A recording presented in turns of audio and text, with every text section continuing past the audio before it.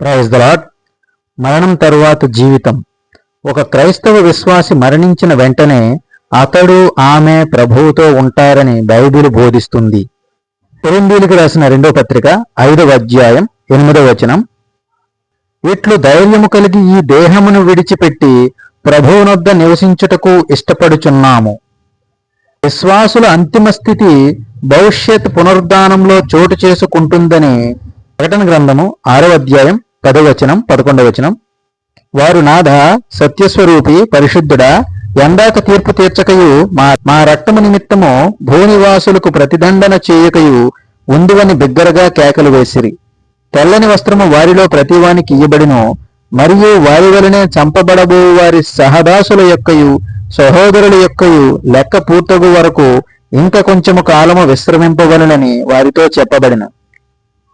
విశ్వాసాన్ని బట్టి కొంతమంది దీనిని మధ్యంతర స్థితి అని పిలుస్తారు. క్రీస్తుకు వెలుపటనున్న వారికి మరణానంతరం జీవితంలో క్రీస్తు నుండి వేరైన స్థితిలో వేదనకరమైన స్థితి కలుగుతుంది. అదిగాక వారికి భవిష్యత్తులో తీర్పు కూడా ఉంటుంది.